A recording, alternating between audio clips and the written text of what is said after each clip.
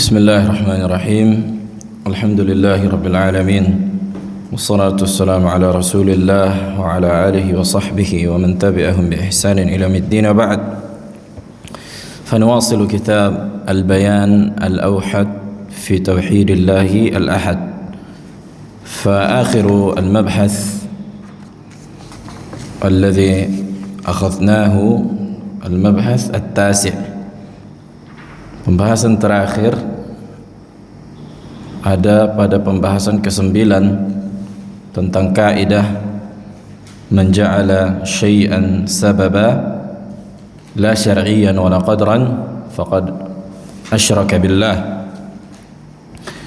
Barang siapa yang menjadikan atau menetapkan hukum sebab akibat yang tidak ditentukan atau tidak terbukti secara syariat atau secara teori yang bisa dibuktikan secara ilmiah, maka sungguh dia terjatuh pada kesyirikan. Dan pembahasan ini atau rincian kesyirikan yang terjadi sudah kita sebutkan hukum asalnya. Kesyirikan apa? Al-asl asyirku Naam, al-asl asyirkul asghar, syirik kecil. Akan tetapi bisa berubah menjadi syirik besar apabila apa? Naam, ahsant. Apabila seseorang meyakini bahwa zat yang ia yakini mendatangkan sebab itu atau menghasilkan efek itu memberikan efek secara zat, maka ini diantara bentuk kesyirikan akbar. Contohnya apa? Contohnya tatayyur, tamimah, tabarruk dengan perkara yang tidak pernah ditunjukkan oleh syariat, atau tabarruk dengan selain zat Nabi alaihi salatu wassalam, diantara bentuk kesyirikan. Karena terakhir memang ada tersebar video orang di tanah Tarim, dia guling-guling kemudian sujud-sujud gitu-gitu, karena dia menyangka bahwa tanah itu bisa memberikan keberkahan. Kemudian pembahasan berikutnya, pembahasan yang tidak kalah penting, dan ini masih dalam fasal uluhiyah, masih dalam fasal tauhid al-uluhiyah. Al-mabhath al-hadi al-ashar, pembahasan yang ke-11, iradu ba'dhi asy-syubhat hawla tauhid al-ibadah wal-raddu 'alaiha. Di pembahasan ini kita akan mendatangkan beberapa syubhat yang berkaitan dengan tauhid al-ilahiyah, uluhiyah atau tauhid al-ibadah dan bantahannya. Nah, mungkin taqra Abu Darda, mungkin taqra al-kitab. Bismillah.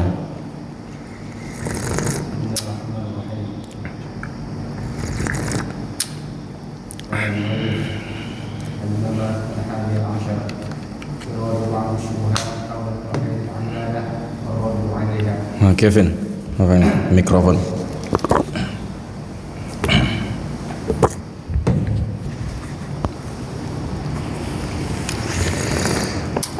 قال المؤلف: دعوى دين الآباء في الشرك والبدع.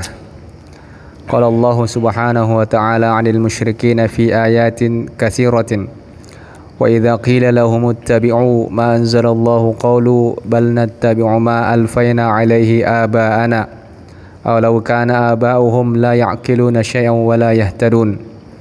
وقال تعالى: وإذا قيل لهم تعالوا إلى ما أنزل الله وإلى الرسول قالوا حسبنا ما وجدنا عليه آباءنا أولو كان آباؤهم لا يعلمون شيئا ولا يهتدون.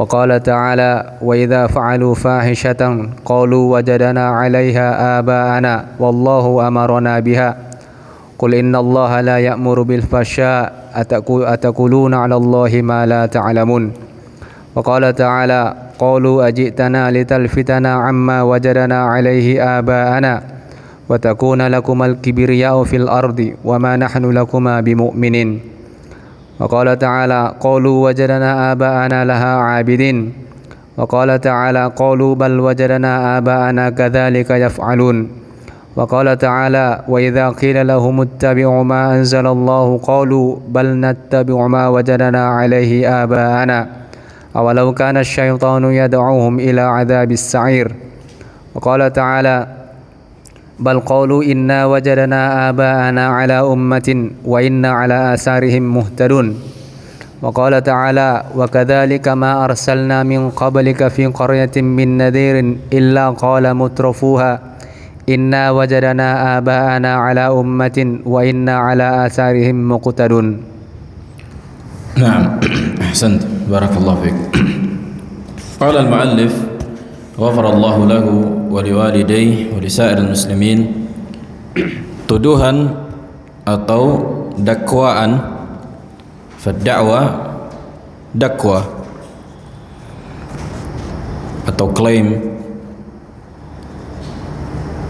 bahwa mereka melakukan kesyirikan dan kebid'ahan, mengatakan atas nama agama nenek moyang. Mereka menjadikan agama nenek moyang untuk melakukan kesyirikan dan kebid'ahan. Dan ini di antara perbuatan orang-orang musyrikin dari zaman ke zaman. Orang-orang musyrikin al-khullas, orang-orang yang musyrik yang jelas kesyirikannya, kuffar. Dan sangat disayangkan bahwa sebagian kaum muslimin mengikuti perkara jahiliyah. Dan ini di antara masail jahiliyah, bahwa untuk membenarkan sebuah perkara dalam ibadah itu berlindung di atas agama nenek moyang, berlindung di atas agama nenek moyang. Sebagaimana yang Allah sebutkan di dalam ayat yang sangat banyak. Yang pertama di surah Al-Baqarah, di awal surah, di surah Al-Baqarah ayat 170. Al-Baqarah 170. Apabila dikatakan kepada mereka ikutilah apa yang Allah turunkan dari wahyu, apa kata mereka, orang-orang musyrikin? Bahkan kami mengikuti apa yang telah menjadi kebiasaan bagi nenek moyang kami. Ma alfaina ay syai'un ma'luf. Syai'un ma'luf, sesuatu yang sudah apa? Biasa. Sudah biasa. Makanya binatang yang liar dikatakan ma'luf, artinya sudah jinak, sudah terbiasa. Awalau kana aba'uhum, apakah kalian masih mengikuti nenek moyang kalian sementara dalam keadaan tidak mengetahui sesuatu pun tentang agama dan tidak di atas hidayah, tidak diberikan hidayah, masih mau diikuti? Orang-orang tua kalian tidak berada di atas hidayah dan petunjuk, masih kalian ikuti. Begitu juga di ayat yang setelahnya, Al-Maidah ayat 104. Apabila dikatakan kepada mereka, ta'alau, mari mengikuti apa yang Allah turunkan kepada Rasulnya, apa kata mereka? Hasbuna ma wajadna alaihi aba'ana. Udah cukup,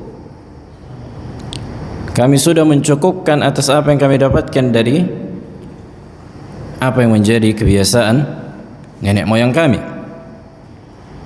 Begitu juga Allah menyebutkan, awalau kana aba'uhum la ya'lamuna syai'an wa la yahtadun.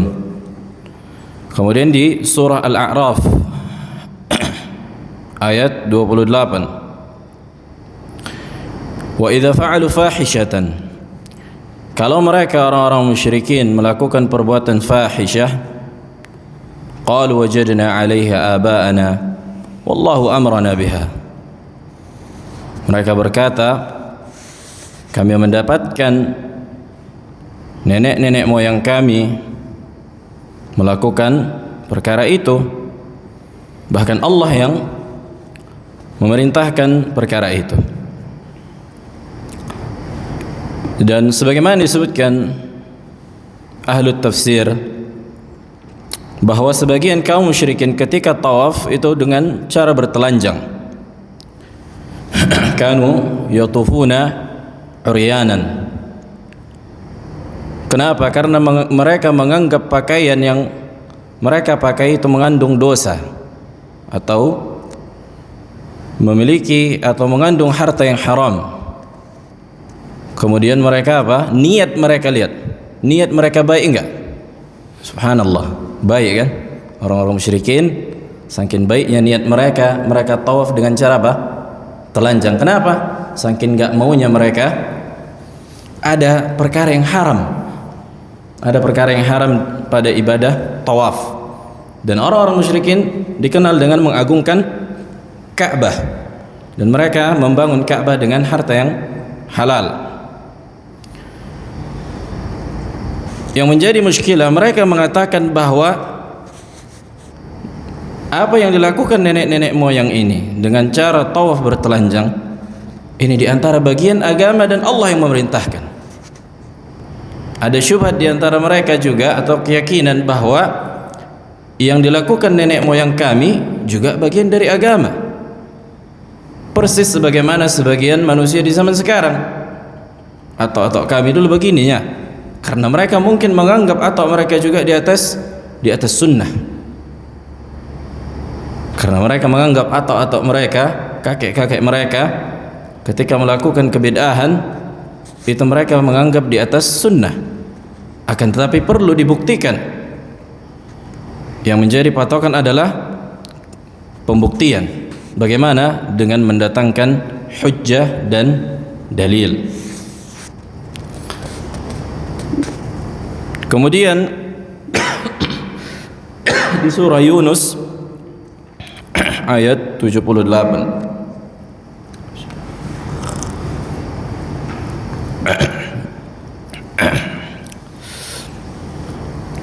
qalu aji'tana litalfitana amma wajadna alaihi aba'ana. Apakah engkau datang ingin memalingkan kami, litalfitana minal iltifat, memalingkan kami dari agama nenek moyang kami yang kami dapatkan,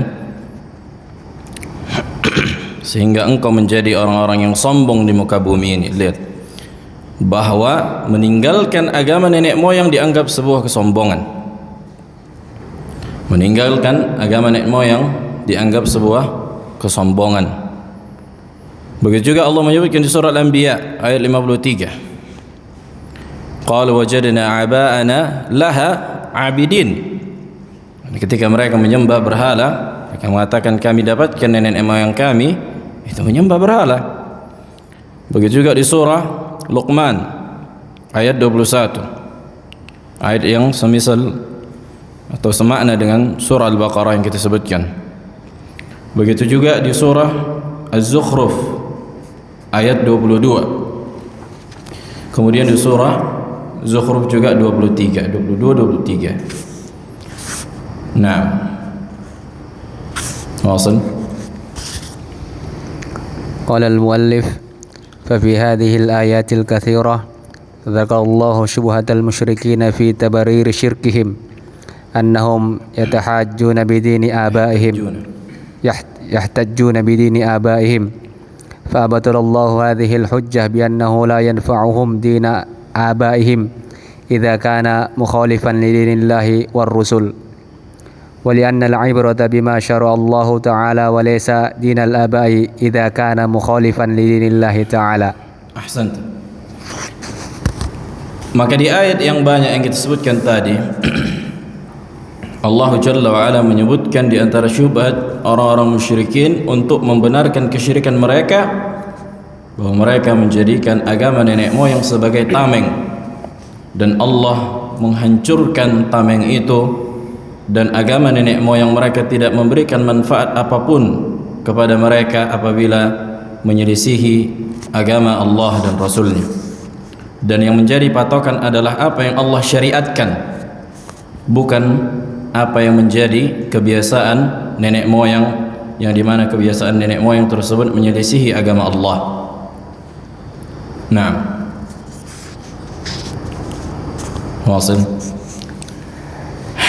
قال المؤلف ومن احتج به المشركون لو هكذا يعني الصحيح وما احتج به وليس ومن. نعم خطأ. وما احتج به المشركون الأولون كذلك احتج به كثير من الناس اليوم، فإذا قيل لهم أن هذا العمل هو من الشرك أو البدعة قالوا وجدنا أجدادنا ومعلمنا فعلوا ذلك، فنقول فهل أجدادكم ومعلمكم أنبياء الذي نزل به الوحي من السماء؟ فأظن أن هذا الدعوة ظاهر البطلان فالله المستعان. Nah, ahsan.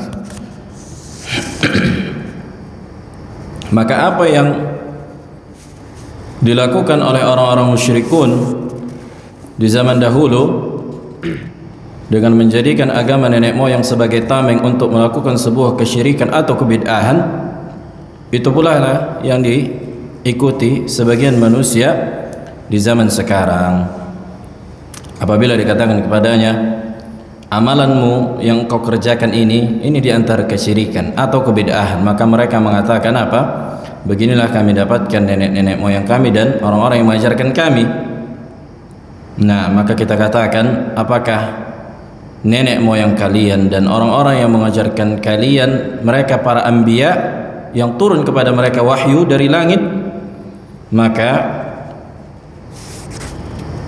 sanggahan atau dakwaan untuk menjadikan agama nenek moyang sebagai hujjah untuk membenarkan kesyirikan dan kebid'ahan, zahir al-butlan, sudah sangat jelas kebatilannya. Allahul musta'an. Naam. واصل.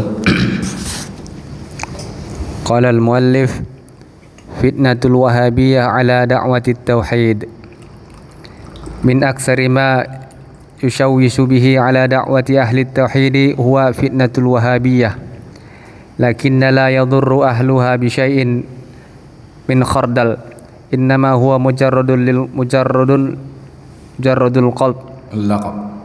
اللقب من أجل تنفير الناس من الدعوة الصافية من الشرك والبدع التي تدعو إلى الكتاب والسنة وفهم سلف الأمة. Nah, ahsant.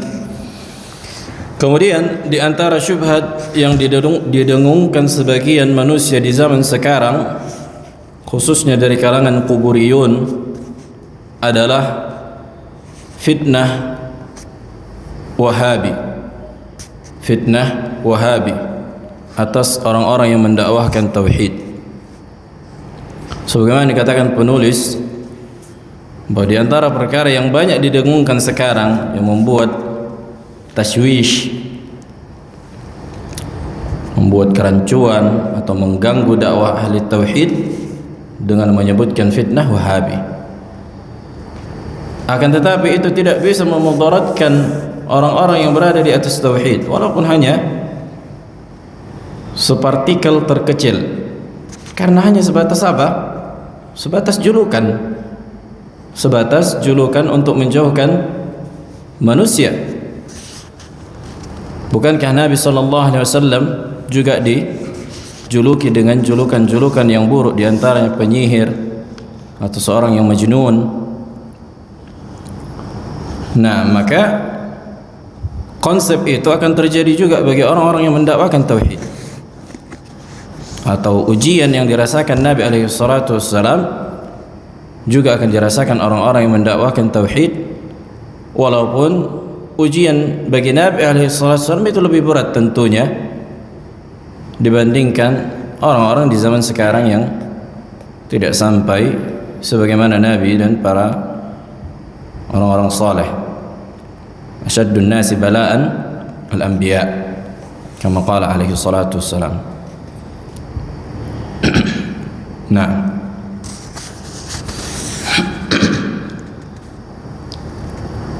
واصل. قال المؤلف: من هم الوهابية؟ في القرن الثاني الهجري وعلى يد عبد الوهاب بن رستم انتشرت في الشمال الأفريقي فرقة الوهابية نسبة إلى عبد الوهاب هذا، وهي فرقة متفرعة عن الوهابية الفرقة الإباضية الخارجية نسبة إلى مؤسسها الأصلي عبد الله بن وهاب الراسبي، وبعضهم يسميها الراسبية. ولما كان أهل السنة بالمغرب كله يناوئونها لأنها تخالفهم في المعتقد وقد كفرهم كثير من علمائهم كما نلمس في فتاواهم القديمة. Nah, ahsant. Kemudian masalah siapa itu Al-Wahhabiyah? Siapa itu Al-Wahhabiyah? Sebagaimana dituliskan penulis di kitab Tashih Khata' Tarikhi Haul Al-Wahhabiyah, membenarkan, memverifikasi kesalahan sejarah tentang Wahabi atau Wahabiyah.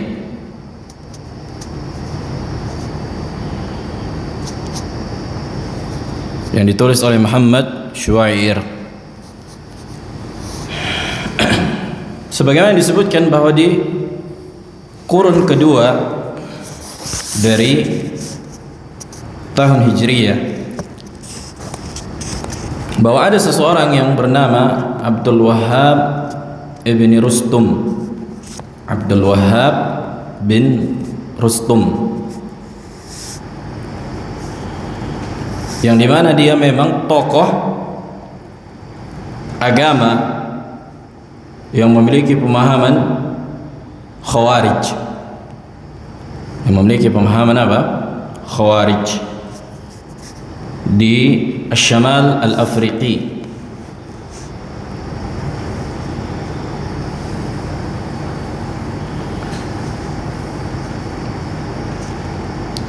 Yang dimana Khawarij juga itu memiliki banyak firqah. Orang-orang Khawarij memiliki banyak firqah. Ada An-Najdiyah, ada Azariqah. Maka itu berkembang. Dan firqah Khawarij itu sebenarnya satu kan gitu. Akan tetapi kenapa banyak kelompoknya?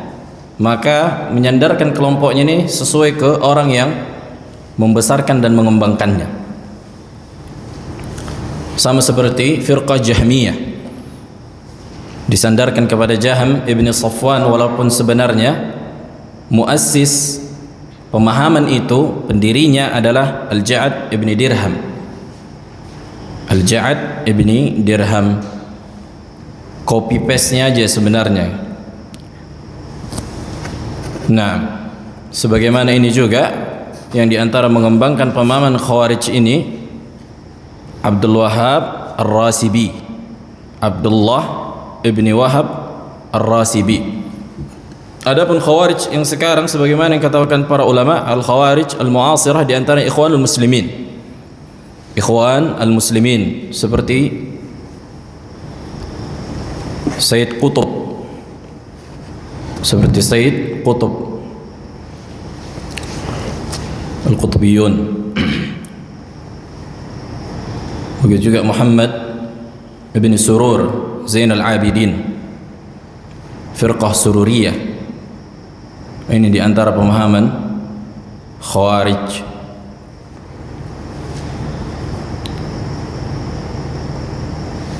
Dan disebutkan juga, Allahu a'lam, bahwa memang dia sebagian membunuh kaum muslimin, si Abdul Wahhab ibn Rustum. Dan memang sebagaimana yang kita ketahui, firqah Khawarij menghalalkan darah kaum muslimin, menghalalkan darah ashab al-kabair khasatan, khususnya orang-orang yang jatuh pada dosa besar mereka anggap kafir halalud dam, yang boleh ditumpahkan darahnya. Wala syak, dan tidak diragukan lagi bahwa pemahaman ini pemahaman yang batil. Bahkan para ulama berselisih tentang hukum al-khawarij, hal hum kuffar, kan itu, apakah mereka kuffar atau masih kalangan kaum muslimin. Nah,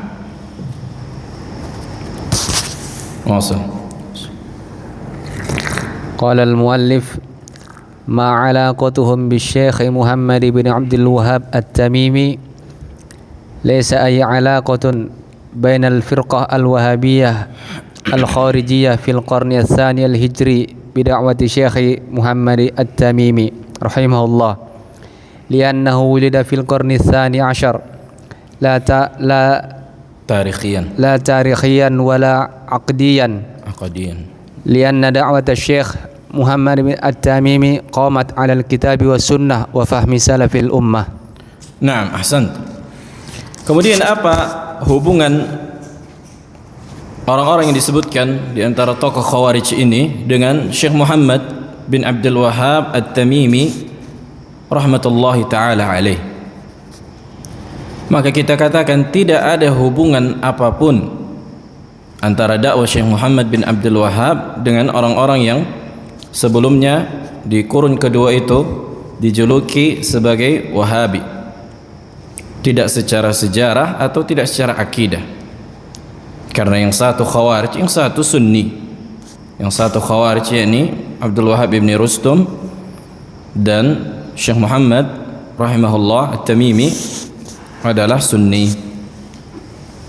Naam, wasil. Qala al-muallif man laqaba da'wat Syekh Muhammad bil Wahabiyah. Nah, kemudian siapa yang memberikan laqab, kan gitu. Yang pertama kita fahami dulu bahwa tidak ada hubungan antara Abdul Wahhab ibn Rustum yang memang tokoh Khawarij dengan Syekh Muhammad bin Abdul Wahhab. Kemudian kenapa dilaqabkan atau dijuluki Syekh Muhammad bin Abdul Wahhab sebagai Wahabi? Sebagai Wahabi karena memang lebih tepat menyandarkan Wahabi itu kepada namanya, bukan kepada nama ayahnya, kan gitu. Karena nama Syekh Muhammad bin Abdul Wahhab Muhammad bin Abdul Wahhab, sementara sebelumnya Abdul Wahhab ibni Rustum. Wadah, jelas. Memang lebih tepat Wahabi itu dijuluki siapa? Abdul Wahhab ibni Rustum karena menyandarkan ke namanya langsung. Adapun Syekh Muhammad itu penyandaran kepada ayahnya. Naam, wasil. Qala al-muallif laqabahu a'da'u at-tauhid was-sunnah min asy-syi'ati was-sufiyyati al-quburiyah wal-kuffar, ma'anna Syekh Muhammad wa man ma'ahu lam yaqbalu hadha al-laqab lianna da'watahu tad'u ila at-tauhid wa tasfiyati al-'aqidati فانزعجوا هؤلاء بهذه الدعوة المباركة، ولكن لما لم يكن لهم الحجة والبرهان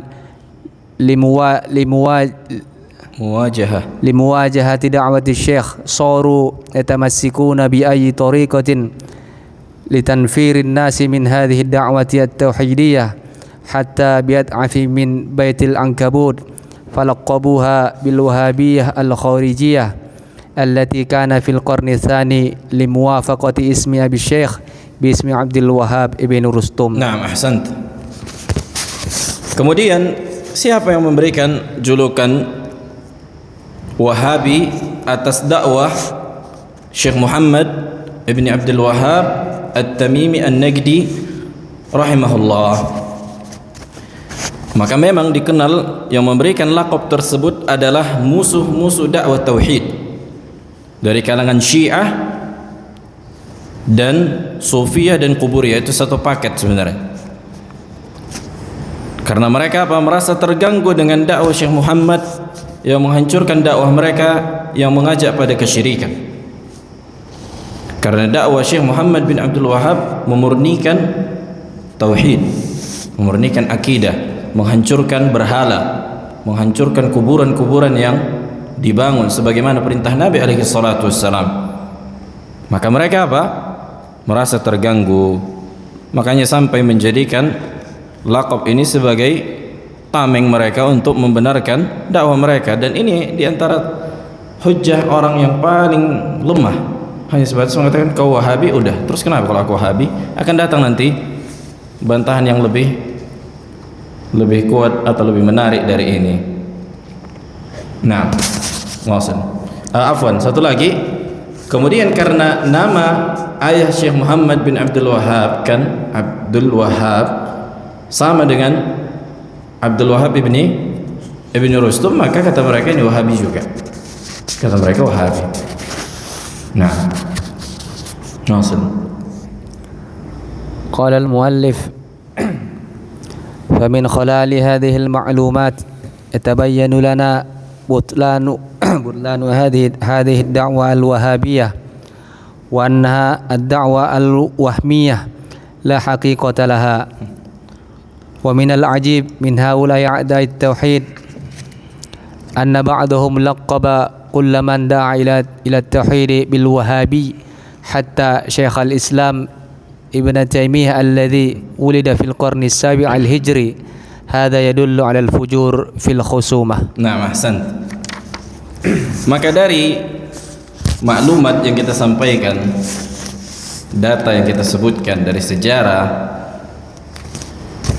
maka lebih tepat sebenarnya tuduhan dakwah Wahabiyah kepada dakwah orang-orang yang mengajak tauhid bukan dakwah Wahabiyah, tapi dakwah wahmiyah, karangan saja, dugaan, la haqiqatalah, enggak ada sebenarnya kebenarannya, kan gitu. Bahkan di antara yang perkara menakjubkan, al-ajib di sini al-ajab min babi istinkar, karena ajab itu ada dua makna.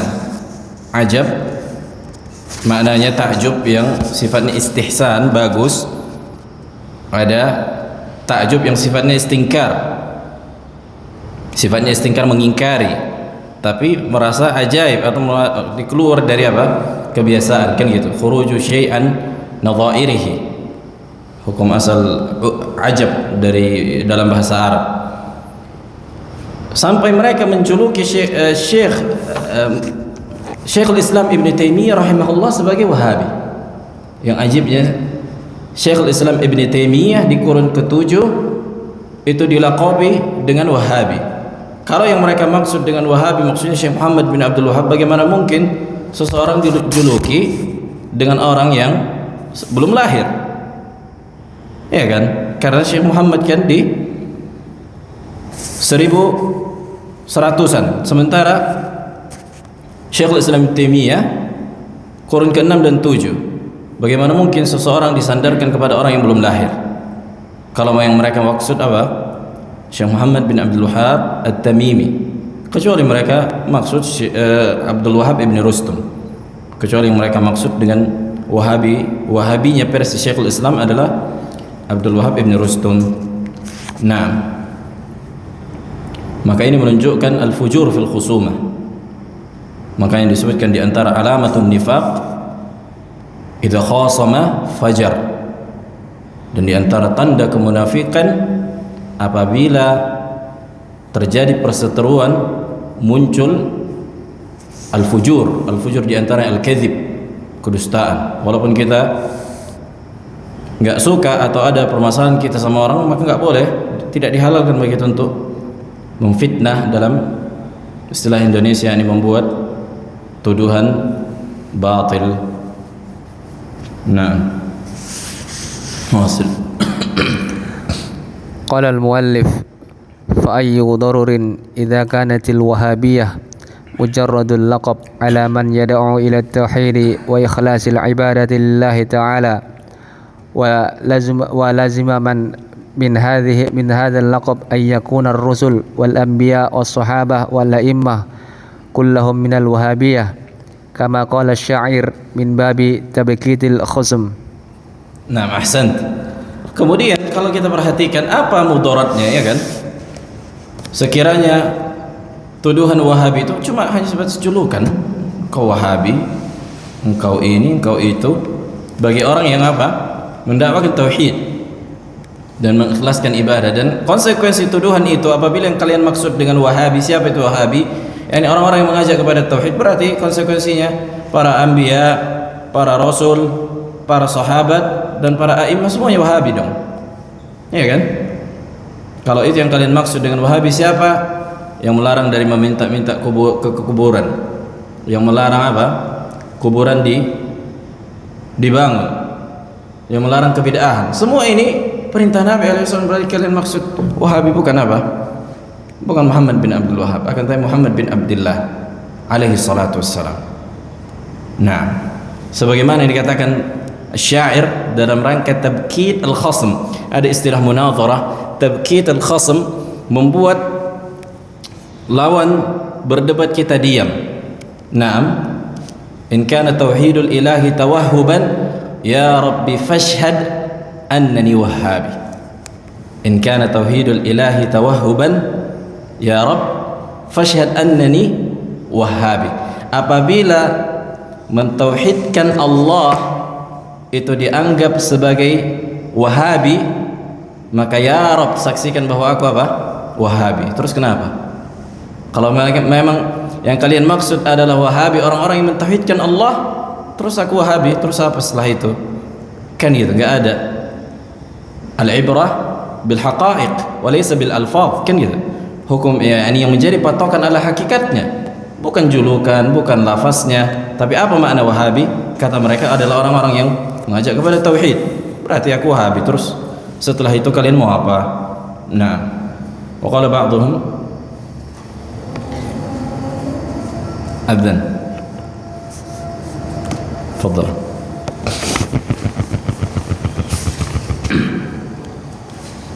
Baik. Kita lanjutkan sekali lagi. Wa qala ba'dhum, dan berkata juga sebagian ahli tauhid yang membantah mereka dalam rangka tabkit al-khasm, in kana tabi'u Muhammadin aw in kana tabi'u Ahmadin mutawahhiba fa ana al-muqirru bi annani wahhabi anfi asy-syarika 'anil ilahi falaysa li rabbun siwa al-mutafarrid al-wahhabi la ruqyatun turja wala wathanun wala qabrun lahu sababun min al-asbab aidan walastu mu'alliqan li tamimatin aw halqatin aw wad'atin aw nabi la raja'u naf'in aw li daf'i baliyatin Allahu yanfa'uni wa yadfa'u ma bi. Allahu akbar. Lihat kata syair di sini dari Hadiyah As-Saniyah, in kana tabi'u Ahmadin mutawahhiban, apabila mengikuti Nabi Muhammad alaihi salatu wassalam dianggap menjadi Wahabi, maka aku ACC bahwa aku Wahabi, yang dimana aku menolak kesyirikan, aku menafikan kesyirikan dari ilah, yang dimana ilah atau tidak ada ilah bagiku kecuali Rabb al-Mutafarrid al-Wahhab. Al-Wahhab diantara nama Allah, Al-Wahhab diantara nama Allah Jalla wa'ala, artinya maha pemberi. La ruqyatun, maka aku menolak adanya apa? Ruqyah yang mengandung kesyirikan, ruqyah syirkiyah. Adapun ruqyah syar'iyah fa nahnu nuthbituha, kan gitu. Maka kita menetapkan adanya membacakan ayat Al-Qur'an yang tidak digunakan atau tidak menggunakan dengan bantuan jin dan seterusnya, maka ini disyariatkan.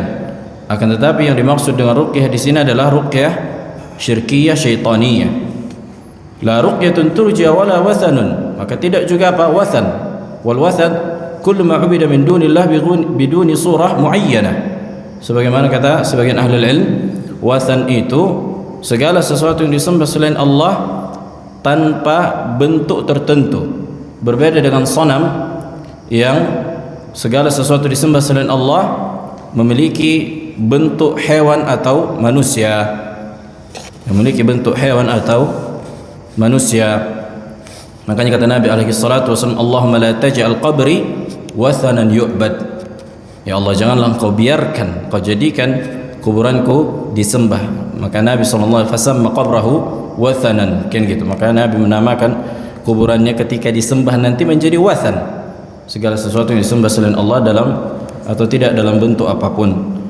Nah, wala qabrun, begitu juga kuburan yang kita meyakini bahwa itu semua tidak bisa memberikan apapun, kan gitu. Aidan walastu mu'alliqan li tamimatin, dan aku juga bukan orang yang menggunakan tamimah, menggunakan jimat atau halqah, yani sesuatu yang diikat, wadi'atin aw nabin. Ini juga di antara bentuk jimat yang dari baik itu kerang atau cangkang atau benda-benda yang di laut atau taring atau yang semisal dengannya. Artinya segala sesuatu yang digantungkan yang tidak bisa memberikan hukum sebab akibat. Ini kita bahas tentang masalah tamimah. Dan aku mengharapkan manfaat dan yang bisa menolak mudarat hanya Allah, dan hanya Allah lah yang yakni min babi musyakalah, kan gitu. Allahu yanfa'uni wa yadfa'u ma bi, dan Allah yang memberikan manfaat kepada aku dan menolak mudarat yang akan menimpaku. Dan ini mengambil atau iktibasan qafahnya itu seperti kalam Asy-Syafi'i rahimahullah ketika dia mengatakan, in kana rafdan hubbu ali Muhammadin falyashhad ats-tsaqalani anni rafidhi. Sekiranya mencintai keluarga Nabi dianggap rafidah, maka hendaknya jin dan manusia menyaksikan bahwa aku rafidhi.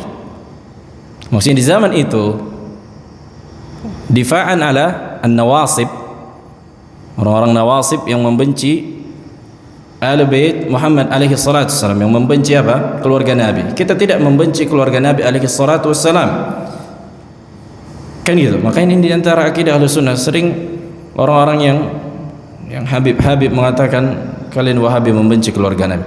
Kami tidak pernah membenci keluarga Nabi alaihi salatu wassalam. Kami mencintai keluarga Nabi, mencintai istri-istri Nabi sebagaimana mereka ummul mukminin, kan gitu. Akan tetapi kami tidak berlebihan kepada mereka, dan kami tidak membenarkan orang-orang yang mengaku keturunan keluarga Nabi yang menyelisihi ajaran Nabi alaihi wasallam. Ini yang kami ingkari. Nah, untuk melawan orang-orang nawasib, orang-orang yang sebagai efek balasan untuk menyerang Rafidah. Rafidah kan bersifat ghulu pada Ahlul Bait, berlebihan pada keluarga Nabi. Kemudian muncul firqah namanya Nawasib, alladhi yansib al-adawa li Ahlul Bait, yang menegakkan permusuhan kepada keluarga Nabi. Maka Imam Syafi'i mengatakan sekiranya mencintai keluarga Nabi itu dianggap Rafidhi bagi kalian wahai nasibi, maka hendaklah jin dan manusia bersaksi bahwa aku Rafidhi. Terus kenapa setelah itu? Nah, bukan berarti kita mengakui, kan, akan tetapi sekiranya lah julukan-julukan itu dilemparkan ke kita, dan yang mereka maksud adalah orang-orang bertauhid, terus apa? Terus apa mudaratnya sama kita? Kan gitu. Walaupun kita tidak mengatakan kita Wahabi, sebagaimana Imam Syafi'i tidak mungkin mengatakan dirinya Rafidhi. Nah,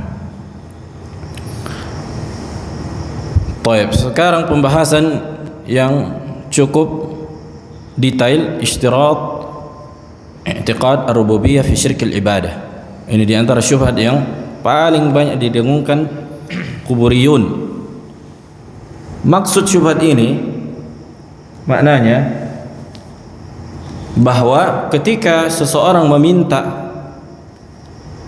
kepada mayit yang ada di dalam kuburan, kan gitu, dia minta atau dia jadikan wasilah, maka pelaku yang meminta ini tidak akan menjadi kafir sampai dia meyakini bahwa mayit yang ada di dalam kuburan ini memiliki kekuatan sebagaimana kekuatan Allah, bisa memberikan manfaat dan mudarat secara zat. Sampai kita meyakini bahwa si mayit itulah yang memberikan secara zat, bukan Allah. Nah, ini baru kafir kata mereka. Tapi kalau orang masih meyakini Allah lah yang memberikan sesuatu melalui perantara mayit ini, maka kata mereka ini bukan syirik. Itulah yang dimaksud dengan istirat i'tiqad ar-rububiyyah fi syirkil ibadah. Kata mereka, kami enggak meminta sama mayit, tapi kami jadikan wasilah. Kan itu. Karena yang mendatangkan keinginan kami itu Allah. Nah, dari mana kami? Syirik. Kami jadikan mayit yang ada di dalam kuburan ini sebagai sarana, wasilah, perantara. Akan tapi yang memberikan manfaat, yang memberikan hajat kami adalah Allah. Jelas, ini yang dimaksud dengan istirat i'tiqad ar-rububiyyah fi syirkil ibadah. Wal maqsud bi syirkil ibadah khassatan fi ad-du'a, dalam masalah doa. Nah, tambahkan sedikit lagi. Wasil. قال المؤلف اشتراط اعتقاد الربوبية في شرك العبادة لقد دندن كثير من الصوفية القبورية من المتأخرين أن العبادة من الدعاء والاستغاثة والنذر والذبح وغيره إذا قصد بها غير الله من صاحب القبر أو الوالي أو غيره لا يكون شركا أكبر حتى يعتقد فيما قصد بهذه العبادات غير الله فيه نوعا من أنواع الربوبية كالنفع والضر والإحياء والإماتة والرزق أي أن الشخص إذا دعا صاحب القبر فلا يكون مشركا حتى يعتقد أن صاحب القبر له حق التصرف والتدبير في الكون. Naam, ahsant. Sungguh kebanyakan di antara orang-orang sufiyah kuburiyah, dan dana artinya mendengungkan, kan gitu. Kata mereka bahwa istighatsah, nazar, dzabh, doa ketika diarahkan kepada selain Allah dari wali-wali, maka ini bukan sebuah kesyirikan sampai pelakunya meyakini bahwa wali-wali ini bisa memberikan manfaat, memberikan mudarat, menghidupkan, mematikan dan memberikan rezeki selain Allah. Kan mereka meyakini bahwa yang kami minta memang mayit, tapi bukan mereka yang memberi. Kami yakini hanya Allah yang memberi. Maka apa? Muqaddimah ulanya kan kayak gitu. Kata mereka, makanya mereka membatasi kesyirikan hanya dalam perkara rububiyah. Wadah. Mereka mendefinisikan kesyirikan, makanya di antara definisi kesyirikan dalam bagi akidah Asy'ariyah, la mukhtari' illallah. Tidak ada yang bisa menciptakan kecuali Allah. Maka kesyirikan itu meyakini ada yang pencipta selain Allah. Adapun meminta sama mayit, meminta ke jin, bukan kesyirikan kalau masih meyakini hanya Allah lah yang bisa memberikan manfaat, mudarat dan memberikan hajat. Jelas? Hah? Jelas atau enggak jelas? Nah, insyaallah Pak Amin jelas begini. Kata mereka meminta ke pohon, meminta ke wali yang ada dalam kuburan, kan gitu, itu tidak menjadi sebuah kesyirikan. Kenapa? Karena kita yakini bahwa perkara-perkara ini tidak bisa memberikan manfaat dan mudarat. Yang bisa memberikan manfaat dan mudarat hanya Allah. Kami jadikan wali ini perantara. Nah, akan datang bantahan insyaallah. Naam. Jawab ala hadhihi syubhah fi ma yali. Maka jawabannya akan kita sebutkan insyaallah. Naam. Al-awwal qala al-muallif al-jawab ala hadhihi syubhah fi ma yali. Al-awwal أن حصرهم في معنى العبادة التي إذا قصد بها غير الله يكون شركا أكبر مقيدا باعتقاد الربوبية مخالفا للكتاب والسنة والإجماع واللغة لأنه ليس شرطا للعبادة بل هو لازمها. نعم أحسنت. Maka konsep berfikir mereka mengatakan bahwa kesyirikan itu hanya pada perkara rububiyah. Ini menyelisihi apa? Al-Quran, was sunnah, wal ijma' dan secara bahasa, wal lughah. Secara bahasa Arab bahwa ibadah itu bukanlah meyakini adanya pencipta kan gitu, akan tetapi tamamul khudu', ghayatul khudu' wa ghayatu al-inqiyad, puncak dari ketundukan dan puncak dari ketaatan, yakni itulah hakikat dari ibadah. Bukan apa? Bukan sebatas meyakini adanya yang bisa memberikan manfaat dan mudarat. Nah, makanya konsep demikian mengatakan bahwa berarti kalian ketika mengatakan kesyirikan hanya meyakini adanya pencipta selain Allah, konsekuensinya orang-orang kufar apa? Muslimun. Ya kan? Mereka bukan musyrikin. Nah, ada secara Al-Quran atau secara Al-Kitab. Nah, ana baqra. Laqad qala Allah Ta'ala fi qissati Nabiyillah Ibrahim ma'a qaumih. Allah menyebutkan kisah Nabi Ibrahim. Ini yang sangat jelas menunjukkan bantahan atas keyakinan mereka, orang-orang sufi ini. Anna qaumahu i'taqadu anna asnamahum la yanfa'unahum wa la yadurrunahum. Bahwa Allah menjelaskan di situ anna qaumahu, yakni kaum Nabi Ibrahim yang menyembah berhala ini, kaumnya sendiri tidak meyakini bahwa berhala ini apa? Bisa memberikan manfaat dan mudarat. Wa ma'a dhalik saru qaumuhu waqi'ina fi syirki wa sara kafirina billah. Dan bersamaan dengan itu, ibadah mereka kepada berhala, walaupun mereka meyakini berhala ini tidak bisa memberikan manfaat dan mudarat, mereka tetap dikatakan musyrik dan kafir. Sebagaimana Allah sebutkan di surah Asy-Syu'ara ayat 70 dan 74. Idz qala li abihi wa qaumihi ma ta'budun. Ketika Nabi Ibrahim berkata kepada ayahnya dan kaumnya, apa yang kalian sembah? Qalu na'budu asnaman fanadhallu laha 'akifin. Kami menyembah berhala, patung-patung, sehingga kami berdiam i'tikaf di sisinya. Qala hal yasma'unakum idz tad'un. Apakah berhala-berhala ini mendengar kalian apabila kalian panggil, kalian mintai? Au yanfa'unakum au yadurrun, atau berhala kalian itu bisa memberikan manfaat dan mudarat? Qalu bal wajadna aba'ana kadzalika yaf'alun. Bahkan kami mendapatkan nenek moyang kami begini ibadah di sisi berhala, walaupun kami tidak meyakini berhala ini bisa memberikan manfaat dan mudarat, tapi begitulah nenek moyang kami lakukan. Baik. Qad bayyana Syekhul Mufassirin. Siapa Syekhul Mufassirin? Ibnu Jarir At-Tabari rahimahullahu ta'ala an al-qissah yaqulu ta'ala dhikruhu qala Ibrahim lahum, yani berkata Nabi Ibrahim kepada ayahnya dan kaumnya, hal tasma' du'aakum haula'i al-alihah idh tad'unahum. Apakah sembahan-sembahan kalian selain Allah ini mendengar kalian apabila kalian memintanya? Kan itu.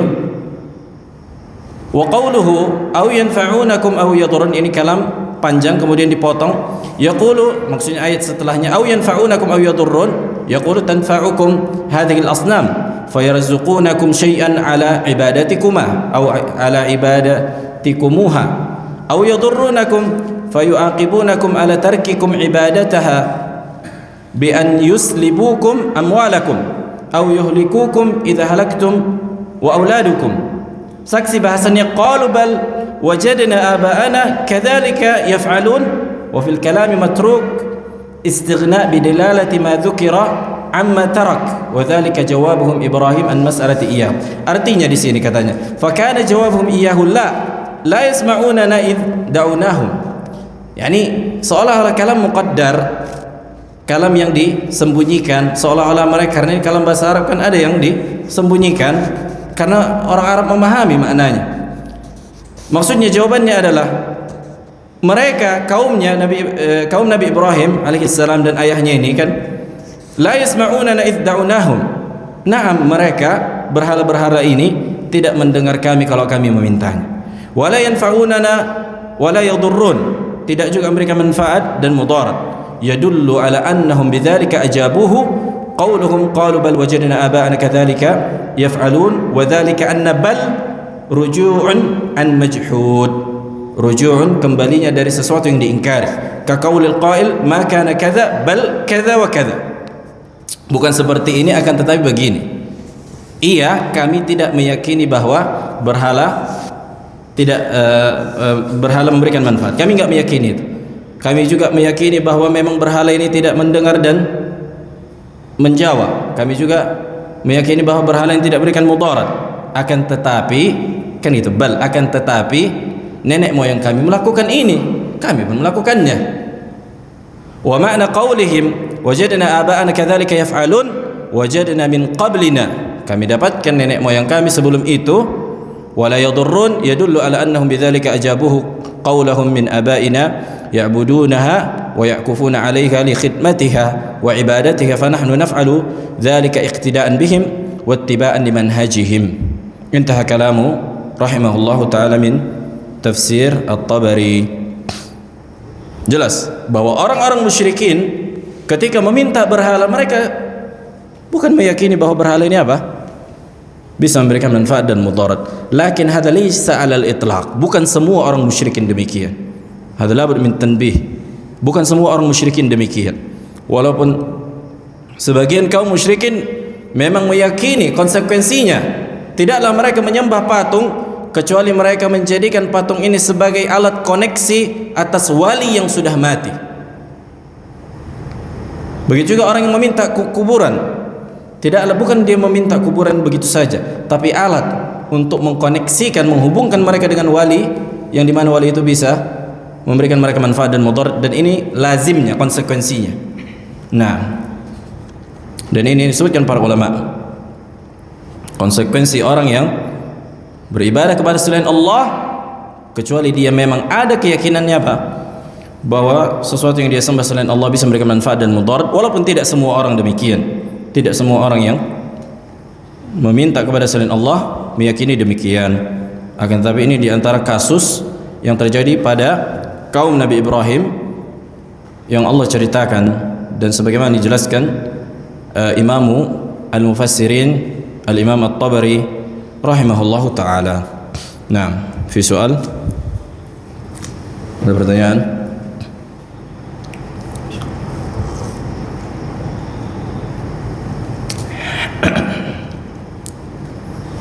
Wah, Ustaz Abu Zur'ah, ada faedah.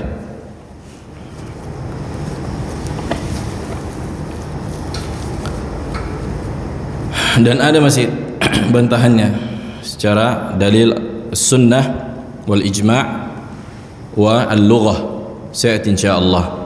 Ini dari Al-Qur'an, Al-Qur'an, sunnah wal ijma' wal lughah. Subhanallah, nikmat jawaban ahlu sunnah menjelaskan dengan Al-Quran, Sunnah wal Ijma' dan secara bahasa.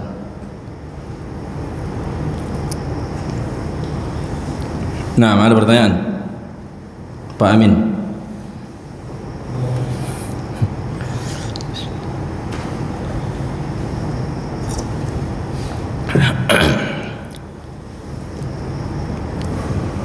Khalas.